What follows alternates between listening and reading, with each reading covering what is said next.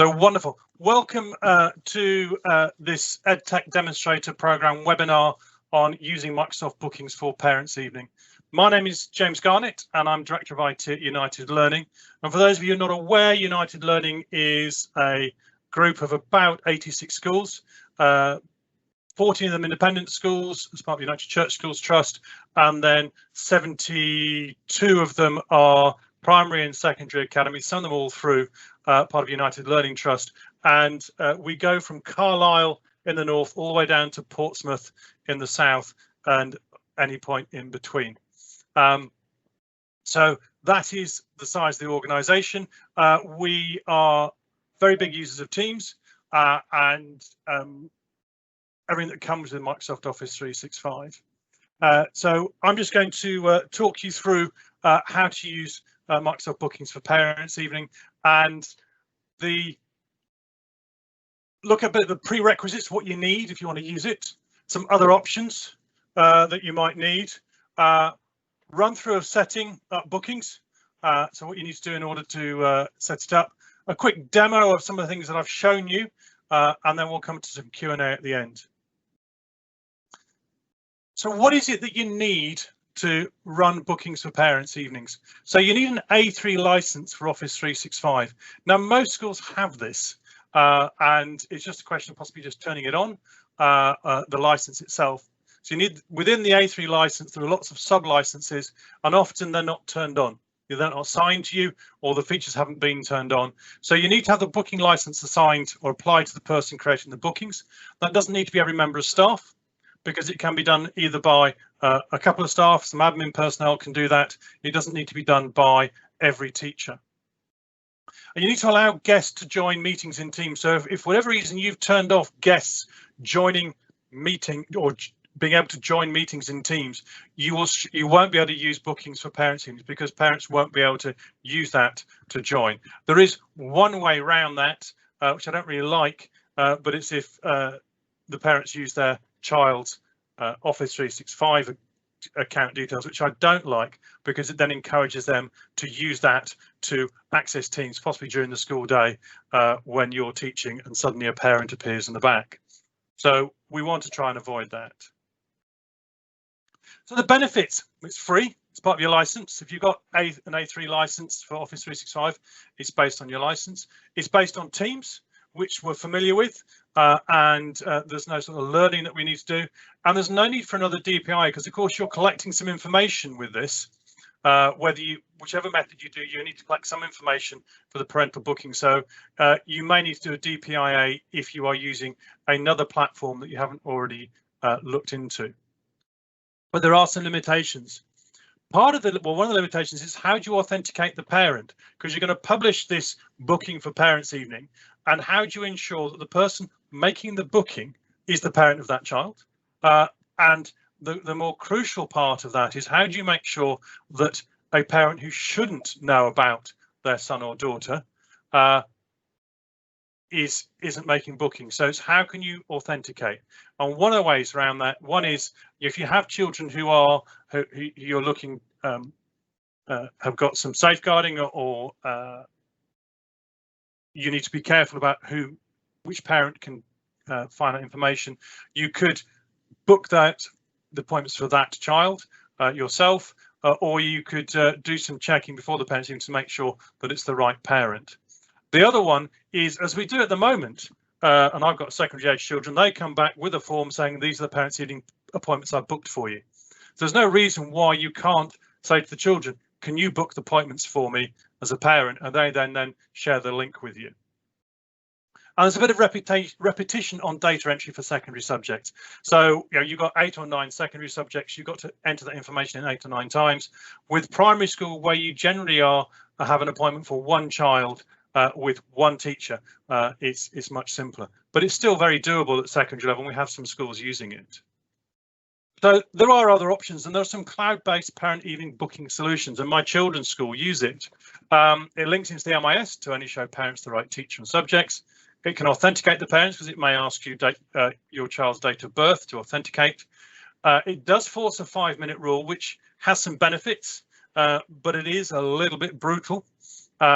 and the teacher can be mid-sentence or you can be mid-sentence, even though there's a timer coming down and you can feel a bit cut off. Although it has been quite popular with both parents and teachers, I mean, both solutions, the cloud-based solutions, whether it's bookings or other options, in that it runs to time. And people feel they're not sat in a queue waiting, and people aren't hearing the conversations that they're having. There is a cost to, of course, a cloud-based option. You're paying for another application.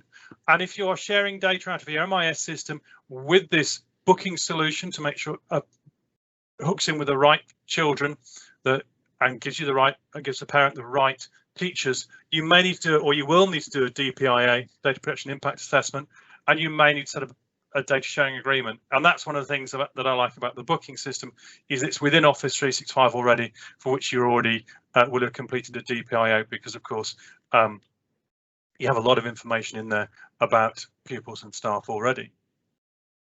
So let's have a quick look at the bookings, and you need to log into office.com, and if you can't see bookings within your app list, you want to click on what I call the waffle, or the 9 dots, and you would look down the bottom for that bookings app.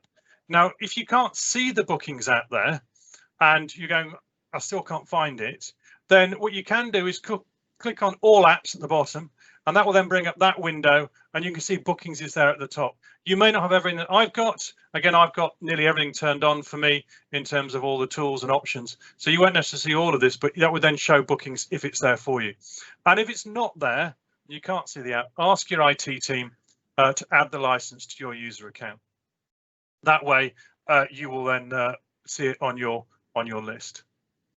So I've clicked on the bookings app, and up pops this window. Now I've already got a couple of bookings in here, so I have a little bit of information there already, and you can see I've got a booking solution called in-app booking, but I want to do a new one. So I go to in-app booking and I click on the drop down and I click on new, and it brings up this window, creating your business. So bearing in mind, this is a commercial product, and therefore you'd expect it to have a commercial view. So that's welcome to bookings, and it asks you for a business name. Now you want to be quite careful about what you put into the business name. And when I think about this, I'm thinking about what name I'm going to get is school name dash parents evening. It's not a business name, but you want to put your school name dash parents evening, because that will also form part of the URL that it creates, and it also forms part of the email that parents will receive. So they'll get an email from that name. Here I put in test dash parents evening, and I put in education as the business type. Now you might say, well, I want it to be year 10 parents evening, or I want it to be year 11 parents evening. Well, I'll come on to how we can change that later. So I now click continue, and that will generate an email to me in your inbox, or whoever sets it up. I tend to ignore that, and you also then have the main menu will come up, and I've got home, calendar, booking page. So calendar is where you allows you to see staff bookings. I don't really look at that, but if you want to see what bookings are in and you want to do some downloads, particularly if you've got a small group doing it, it's probably quite useful. You've got the bookings page where you manage the parents' evening timings, particularly. Customers, and customers really are your parents. List those who've made bookings. Staff, where you add staff to the parents' evenings, and you need to do it once, and then you can reuse them. So it takes a bit of time to set up, but once it's done, you haven't got to redo it. Services, and this is where effectively you create a parent, so a maths department maths department appointment list, or an English department, or a year 6 set of parents' evening appointments.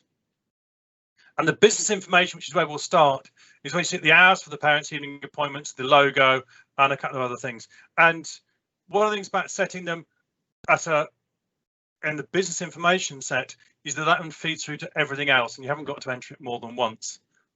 So if I have a look at the changing the business information, we have the business name. Now we started off by saying, well, it's going to be school name dash parents evening, but you may want to change it to year 10 parents evening, because that's the next set of parents' evenings you're coming up. And you can change it as many times as you want, and it doesn't change the email address, but it means that you can reuse this piece of work for every single parents' evening that you're running.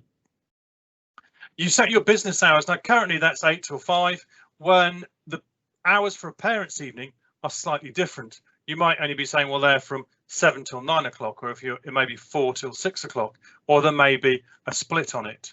So we'll come and look at changing those in a second, and then we'll look at the business logo. If I go back one here, these are very easy to change in that you can click the cross and that will remove it. And if you click on the drop down arrow, you can then change it to the times that you want. So let's look at changing the business logo. And I click on change and it will bring up that little window on the left. And I want to upload a new logo. So I've clicked on upload new logo and it brings up a file explorer, and I can go and find the logo I want.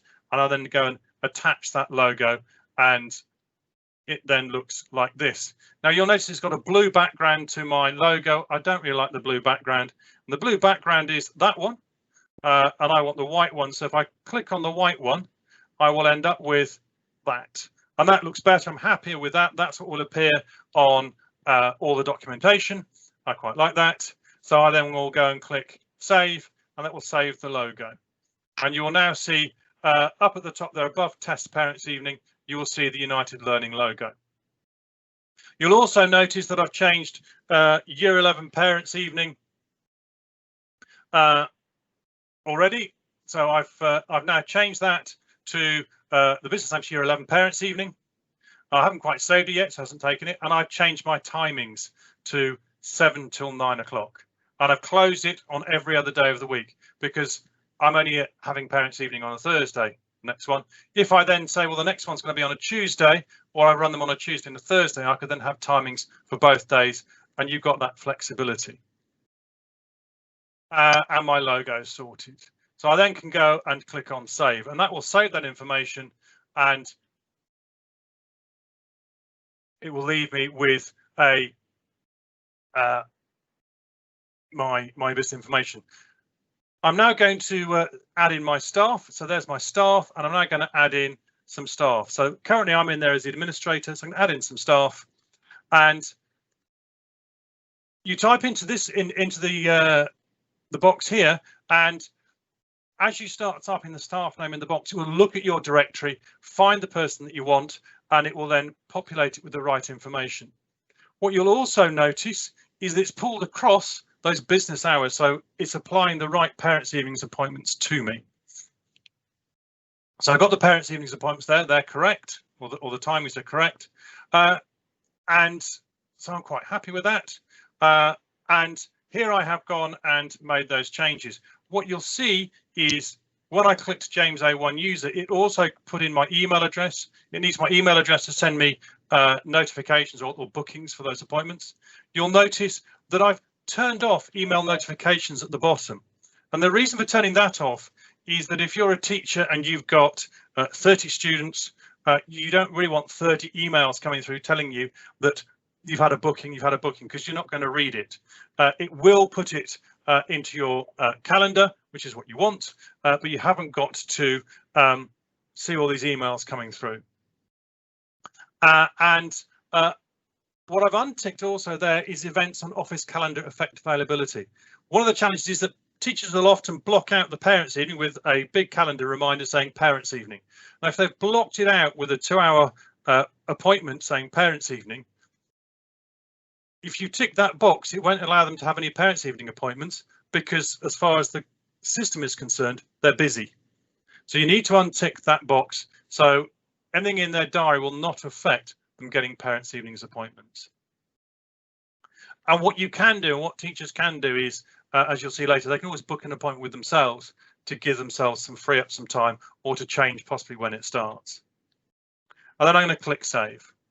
So I've now saved that, and I've now added a few more staff in, Dan Bunker, Bruce Wilson, who are two of my colleagues. I've just hidden their email addresses, although you probably have to work them out.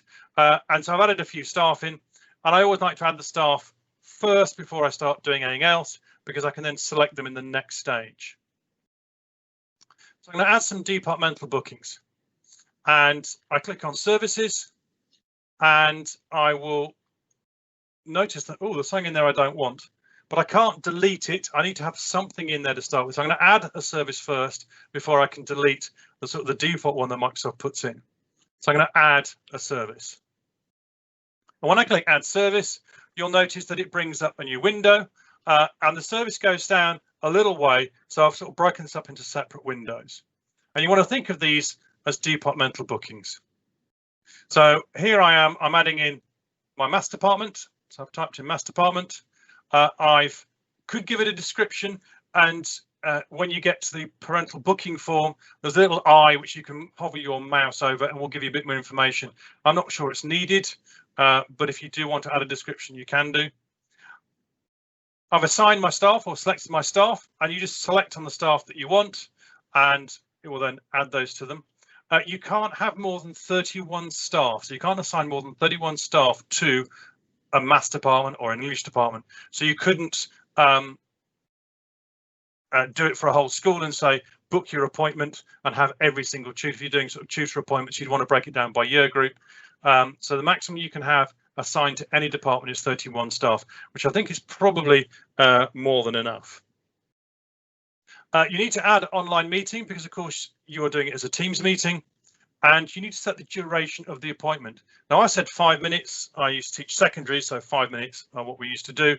Although at sixth form, we used to have 10-minute appointments, a little bit more to talk about, and classes are a bit smaller.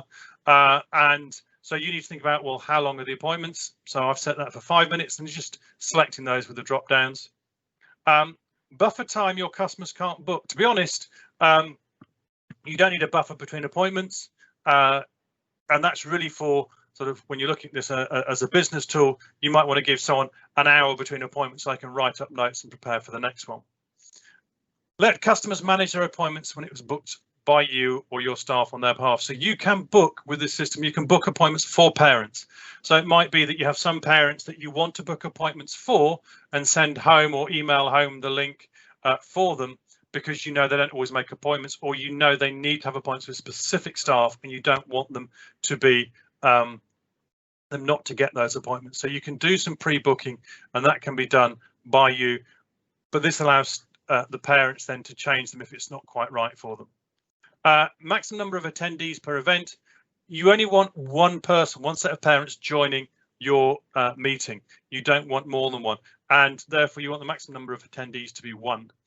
If you were doing this for training and staff training, you had 15 places for a staff training event, you could then put 15 there and it would allow 15 people to book the same event. And I've put price not set. You don't, we're not, it's part of the business side of things, so just leave that as price not set. So I'm going to keep on working down this window. So the next set of fields on there is custom fields. Now we need to collect some information from the parents, particularly their email address, and we need to collect their child's name. And so I'm going to click on modify, and this is the window that comes up. You'll notice that customer email is highlighted and it's ticked for required, and phone number, customer address and customer notes are also highlighted. All I need to do is to click on each one of those and they will become unhighlighted and won't be shown on the booking form. But I want to add a question, or I want to ask them to complete and let me know what their child's name is. So I'm going to click on add a question. And when I click on that, I then get the opportunity to add a field, and I'm putting your child's name, which is what will appear, and I'm then just going to click save. And when I click save, I'll come back to this window. As you see here, I have unhighlighted phone number, customer address and customer notes, so they won't appear. And I've now highlighted child's name, and I'm going to tick the box to say I would like it to appear. Carrie, you had a quick question there. If separated parents but willing to attend together, can you have 2 attendees for some meetings? You could do, as long as they use the same invite, they could both turn up. There's no, what it does is generate one invite and then that time slot goes. But as with all things to do with Teams, you can share that invite with other people. So 2 or 3 people could turn up, or father and the mother and father of a child could be in different places but join the meeting together. So one of them could be at work, or both of them could be at work. One of them could be at work, one of them could be at home, and they could both join the parents' evening appointment as 2 individuals, but using one booking appointment. It doesn't stop that. What it stops is 2 people booking the same slot at the same time. And that's one of the reasons why I think online parents' evenings are quite popular. Is one, you can run them during the day because parents can join, for 5 minutes at work, or if parents have funny or have different shift patterns and maybe are struggling to get home, they can then join that way, or you have split families. So once I've done that, I will then go and click OK, and that will then create or add that to my custom field. If you leave reminders on, parents will receive a reminder for every appointment. Now, if it's primary and they book one appointment, that may work. If you're secondary and you've got 10 appointments, you will get within short succession 10 reminders about the same event, and you're probably going to upset them a little bit. So I would turn it off and not have it running. So I've turned that off, and I'll show you when I do a quick live demo how the publishing options work, because you can create all your departments, particularly at secondary, where you've got, science is key stage 3, but in key stage 2 you might have physics, chemistry and biology, and that is where you when you're doing a year 9 parents team, you want to turn off physics, chemistry, biology, but when you're doing a year 10 you want to turn off science and turn on the individual sciences.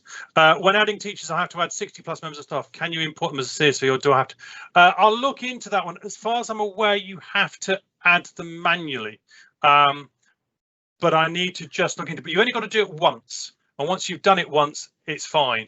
And the thing about adding the staff, you just have to type the first bit of the name and go enter and tick a couple of boxes and then go on to the next one and the next one.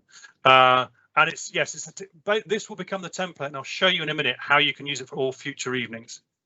So I want online scheduling now, because I'm setting my timings somewhere else. I don't need to do this for every single service. So I'm going to use the default scheduling policy, and that will be picked up from the bookings page, and it's picked up the times when the appointment's going to be from the business information. So I can set the date in the bookings page, and I set the timings in the business information page, although you can mix it up a little bit if you want. So I've come back here, and there's my default appointment, which I want to delete. So I've got my master department one, and so I just highlight it, and then at the end you'll see there's a bin, and I can delete it. So I've added a few more subjects in here. You'll see they're all 5 minutes long. I've assigned some staff to it. I haven't got very many science teachers, and you'll notice that some teachers teach multiple subjects, and you'll see I can teach English and maths, which is a bit of a novelty. Maths was my subject and English certainly wasn't. But I've created my services, and I would go through and create all of those.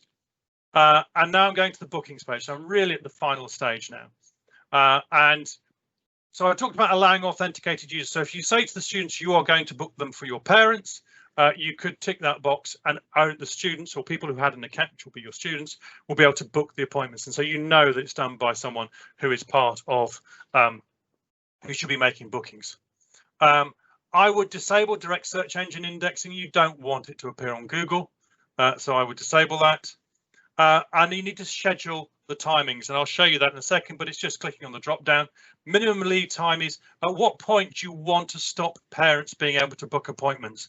And you might say, well, or if it's children doing children, you might say, well, I'll give them up to 4 hours, up to midday.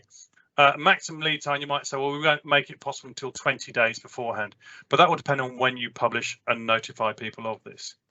Again, notify the business. If you've set this up, you don't really want to be getting emails every time someone makes a booking. So you probably don't want to notify the business. Send a meeting invite to the customer in addition to the confirmation email. Most parents don't generally use invites. All they want is the confirmation email. It does give an ICS file with it, so they could add it to their calendar if they wanted to. Again, the choice is yours. And you can play around with your colors if you want to. And then further down, oh, here we are. Here I fill this in. So you'll notice that I've disabled direct search engines. I've decided that I need the parents to book it, but they're not going to log in. So I need to make it more open. And you'll see I've done the time increments down to 5 minutes. The minimum lead time is 4 hours. The maximum lead time is 20 days. And I've unticked email notifications. So move further down, allow customers to choose a specific person for the booking. You don't want someone to be randomly allocated a member of staff. You want the parents to choose their teacher, or if the children do it, for them to choose their teacher. And then we have availability. Bookable when staff are free. Well, this is where you want to enforce that date. If you have a parents' evening on one date, on one day of the week, or if you maybe do it over 2 days, you'd want to put those 2 dates in. And so I'm allowing parents to choose their teacher, and now I need to set this to not bookable. And then once I set it to not bookable, I need to select different availability for it, or set different availability for a date range. So I'm going to select a specific date. So I've made it not bookable. I want to select a specific date, and there I've got the 14th to the 21st, and bookable when staff are free. And what I would just show you here is the reason why I've got bookable when staff are free. If I change that to custom hours, you'll see that actually the only day in that week, and actually I've made it just one day there, is Thursday between 7 and 9. If you do parents' evening on a Tuesday and then on a Thursday, you can say change the bookable times there for Tuesday and then set a date range that picks up the dates that you want. So it is very, very configurable, particularly if, I don't know, some primaries do a Thursday one week and then the following Tuesday they have a parents' evening, or they do both in the same week, and they have them at slightly different times. One may be in the afternoon, one may be in the early evening, to give parents that option. So you've got that ability there to decide where you want it. When parents come to book, they can then make some choices. And I'll try and do that as a little live demo in a minute. So we've allowed customers to choose a teacher. We've made general availability to not bookable. I've got a date range there, but it doesn't make much difference because I'm only allowing them to have one day anyway to book it. So when you've done that, you would click Save and Publish, which is at the top of the screen. And anytime you make changes here, you always want to click Save and Publish. And there it is.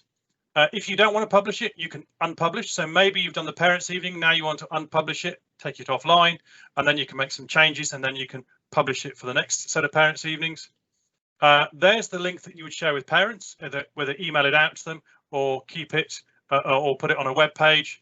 I would probably email it out to the parents, put it on whatever sort of communication platform you've got for working with parents, and then you can open the publish page to check the parents' experience. So I'm just going to show you what that looks like. So here we have a Year 11 parents' evening. There are the 5 subjects there, and yes, they will be able to read later, Sarah, and I'll also do a little guide on this. I completely changed how I ran or have set parents' evenings up in the last 24 hours. I need to rewrite my guide, but the slides will be available online, again, with the PowerPoint, with the webinar as well. Here you have a parent booking on the 21st at 7 o'clock, and you'd put your email details in, your child's name, you can see that's appeared there. You click on book, and you then get this notification saying you've done a booking for the English department, what time it is. You click new booking, you can reschedule it. So while there are still vacant or spaces, you can reschedule. And then as a parent, you will receive an email with that booking sort of ICS file, which enables you to put it into your calendar, and not as a calendar invite, which some people may find a little bit frustrating. And you'll notice it says change your appointment. And again, this is an English one that also says change your appointment. So I'm going to do a quick demo, and so I'm just going to drop out of the PowerPoint and hopefully very seamlessly move on to sharing my web page.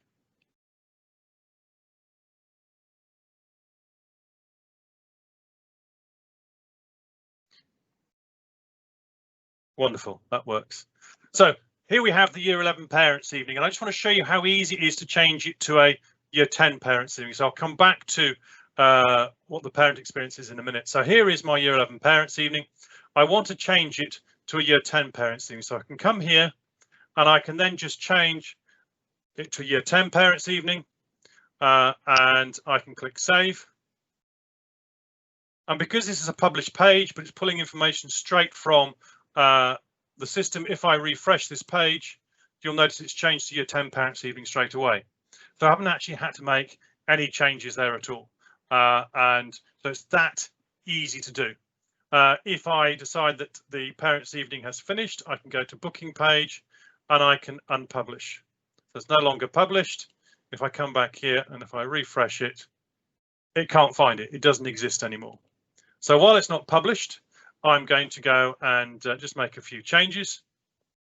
So I'm going to go to services and I'm going to say this is a year 9 parents evening. So I want to turn off chemistry and physics. So I'm going to click on my chemistry service and I'm just going to scroll down until I get to show this service on the booking page. I'm going to say no. And I click save. And I go to physics. I'm going to do the same thing for physics. I'm going to scroll down, show this on the booking page. No, click save. So I've removed those two from the bookings. And you can even do it on the fly. You could do it while you have it published. I'm now going to just save and publish. So that's now published. Open the published page and you'll see that those have gone. I haven't deleted them, I've just not published them. So I've got the ability to come backwards and forwards really quite easily on that. I can go into staff and so if I go into services and I want to add a few more staff to the science department, I can just go here and maybe add everyone and click save and they are now added to the science department. So when I come here to look at the booking and I click science department, you will see that, oh, I need to probably save and publish again. And I'm hoping that it will now be here. I probably should have refreshed it first.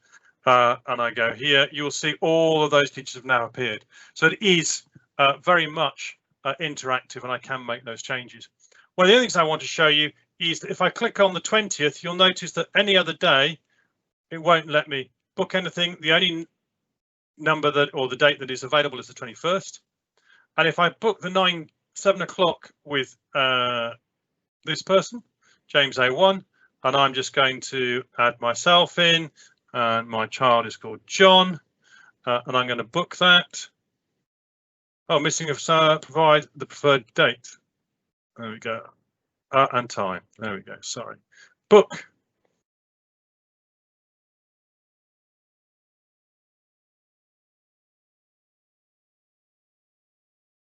Click OK. And there's my booking. Now I need to do a new booking. And what you'll see is that even though I think James is also an English teacher, if I click on there, you'll notice that 7 o'clock has gone. So even though it's a different department, it's no longer available because it's been booked somewhere else. So if I then book that one and again, same person and child's name, John, book. Okay. So it's that bit of repetition. It's not huge. And this remembers quite a bit of my information. So I'm not too worried about that. Go new booking. And again, if you go back to science and look at, so if you look at when you start, there's all the times. So when I do James A1, you'll notice it's taken away the next one as well. So if a parent was making an English and a maths, they would book one, then go back. Yes, that's right. Yeah. So you've got to work your way through. You can't book them all at the same time. And we've got a little guide for parents that I will just republish that you can then also share with parents, just basically show them the very basics of doing a booking. So that's that bit of the parents' evening. And you'll notice that customers, so here I am as a customer, it's got my contact details and any notes, so no notes, but it just tells you that I've made a booking. If I go to the calendar, you'll also see that there we are on the, if I go to the 21st, so I go to the 21st, you'll see that there are some appointments for me in my calendar. Other people's calendars might appear in here, but they will show up as busy. You won't see any more than that in here, but you can start to see where all the appointments have come. If you go back to business information, if you want to do a parents' evening on a Tuesday as well, you can add the hours in here. So I can just go and add in some hours in here. So I will say I want to do a parents' evening on the Tuesday from 4 o'clock to 6:50. I'm going to save those. and it's now no longer year 9 parents evening, it's year 8 parents evening. So I'm going to click save that as well. When I come here and go and just refresh this, and I select that, what you should see is I'm still only got 1 day. So I can't select a Tuesday because I have enforced just 1 day. So if I come back to booking page and have a look at the date, so I specified a single date, which was the 21st. If I want to specify the 21st, which is the Thursday, to the following Wednesday, so I span a week but over a weekend, and I click save and publish and come back to here and refresh again and select science, you'll notice that I can select the 21st, but also you might just notice the 26th is also available, but with a different set of times. The system will allow you to double book. Yes, Catherine, you can double book. There's not much you can do about that.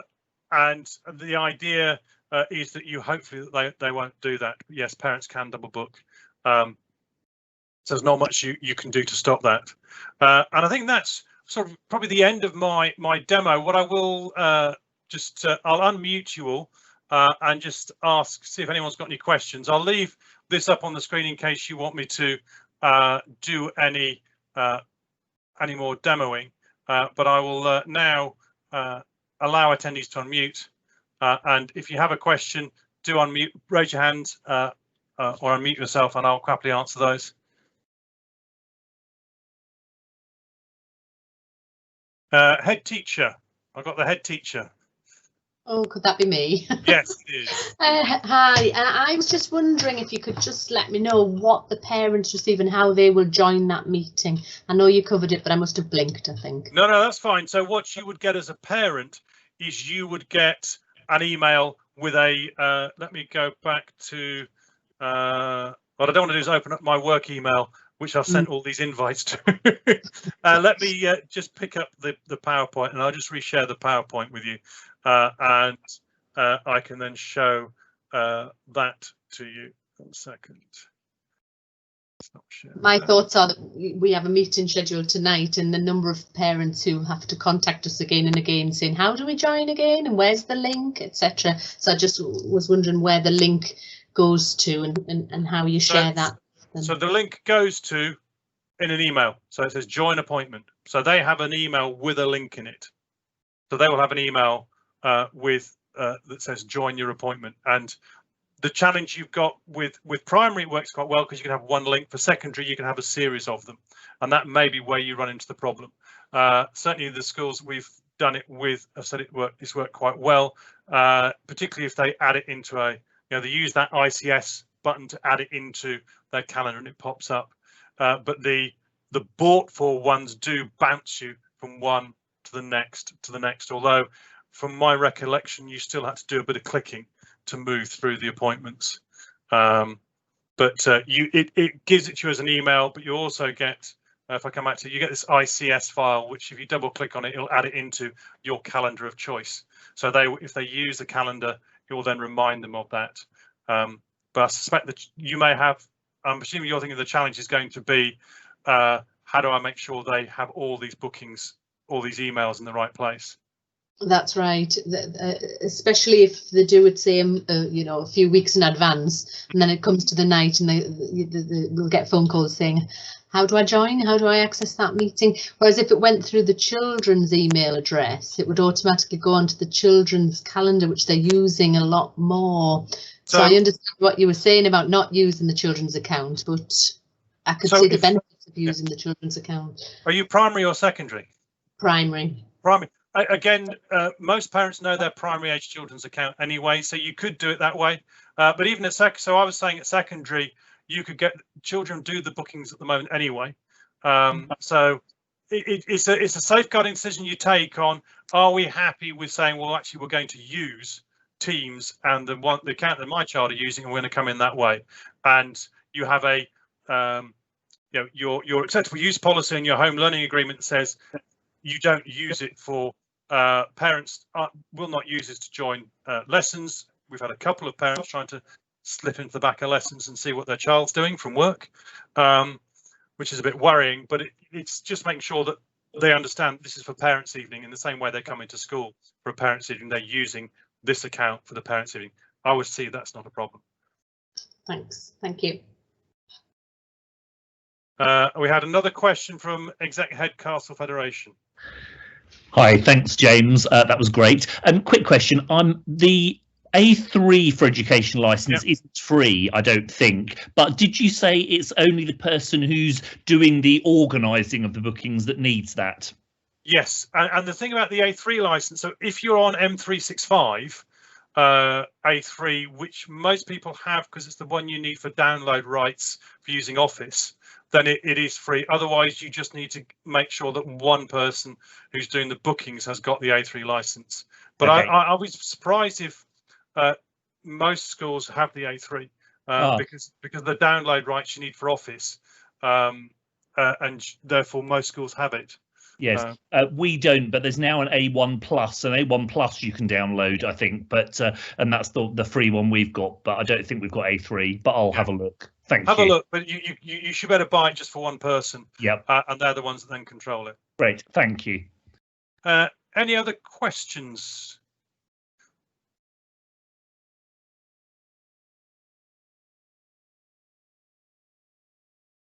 What I will leave you with, though, is sort of the closing slide, which is about the EdTech Demonstrator Programme. If you're not familiar with it, it's funded by the DFE. It is free for you to have, and it's up to 6 weeks of free peer-led advice and training to help schools and colleges in England use technology. United Learning are on that. We joined in November last year, and you don't have to select us. We'd like you to, but you don't have to. And it's just a way for you to, if you need it, get access to some free support. And that may just be a couple of hours of, can you just talk me through what you're doing with this? Have we got it set up properly? Yes. Oh, good. Wonderful. That's all I want. And we had a couple of schools ask us for just that level of support and just talking through, have you got some policies on this? Can you show me how you do this? And that's worked really well. Catherine, you got a question? Yes. Hi, James. It's a very quick one. Have you found by running this that parents are pretty deft at switching between the end of one appointment and the start of another? Or is there a kind of lag involved while they try and find the email with the next one in? I think the experience we've got with the schools has mainly been at primary, and there isn't that switching so much. At the secondary, the feedback I've had from a couple of schools has been okay, but it's I suppose partly from, I find it very simple, and we're trying to get people to put calendar invites in, but the challenge is around getting people to, as was mentioned earlier, find those emails and therefore get in the right place. And so that. Sorry, yes. I was only going to say I could just imagine it might be good to advise them to leave some gaps in between their appointments, just because. Yes. Yeah, I mean, my view is to leave 5 minutes. So even when we did it on one of the cloud booking systems, we deliberately left 5 minutes between every single appointment to give us time to catch our breath and move on to the next one. So you want to be leaving 5 minutes between them. Yes, definitely. Oh, that's brilliant. OK, thank you ever so much. And thank you for that as well, James. It was very not a problem at all, Catherine. I'm going to not be able to pronounce. Is it Aoife? Aoife. Sorry, Aoife. That's all right. I just wanted to check in terms of the teacher's calendar. Any booked appointments, presumably they come up in their calendar and they just click on them to start the meeting. Yeah. The teacher's all in their calendar. And again, if children use it, would appear in their calendar. Yeah. So it would be all sort of individual, separate meetings. Yeah. Okay. Yeah. Thank you. Not a problem. So I know some schools, what they have done is they have done one meeting for one member of staff, and they enforce the lobby, and people are just waiting in the lobby, waiting for their appointment. It's a bit like the chairs in school. I'm not sure I'd like that. At least this way you know when your appointment's going to be, and you can drop in and out as necessary. Head teacher, have you still got your hand up? I'm not sure. No, wonderful. So just on the EdTech Demonstrator Programme, if you want to sign up for it, do. You can either look on our website, unitedlearning.org.uk, EdTech Demonstrator, which is rather long. If you just do United Learning, EdTech and Demonstrate, it will come up with our website, or you just do EdTech Demonstrate, it will come up with the LGFL's website, and you can find us on there. You may also find a local school that you're already working with is a demonstrator school. We're national, and we work, I have a team of 4 who work with me, and I also have support from some colleagues around making sure we work with schools efficiently, but we also have teachers in schools who are doing it day in, day out. So I can talk about it, and I know quite a lot about it, and I can go into the depths of it and understand how it works very well. But we also have people who are living and breathing it every day, teaching on Teams, using forms for assessment, using iPads and pencils to annotate work, using surfaces in the classroom, using visualizers. We've got some webinars around that coming up. So they are, and we can then put you in contact with them. We can also talk about long-term strategy. And I know that we're all focusing on live lessons at the moment, but you can also use this program to say, well, I'm all right with live learning, but I want to know what I'm going to do with these 100 Chromebooks I've got, or these 100 iPads I've got. What am I going to do with them when we all come back to school? I need to think about strategy, and we can also help you think about long-term strategy. What are you going to do to overcome the digital divide that we're seeing for lots of our children? So do make use of the program, whether it's with us or with other schools. It's free, and it ends at the end of March currently. So don't hang along thinking, oh, I'm not sure. Do sign up for it and make use of it. It's a really worthwhile scheme, and I'm really pleased to be involved. If you have any more questions, let me know. My email address is james.garnett@unitedlearning.org.uk. I'm on Twitter at James M. Garnett, and you can get me there. But do, if you've got any other questions, want some feedback on something, then do let me know, and I'll more than happily help you. Neil,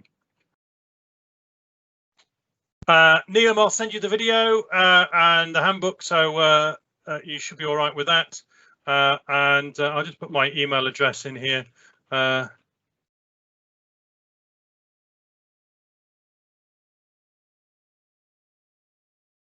And my Twitter is so those are my 2 sort of places you can find me, and I'm aware that you are all very busy at the moment, and I hope you've found it useful, and do if you have success with it, let me know. I'm always keen to see how people get on. If you have a problem with it, then again, I might be able to help, and I'll try and put some links to some of the help sheets on this as well, but that probably won't come out till tomorrow, till after the weekend. And again, all of the documentation will be on the EdTech Demonstrator on our link for the EdTech Demonstrator site. But thank you very much, and I hope you were able to join some of the other sessions that we're running. Thank you.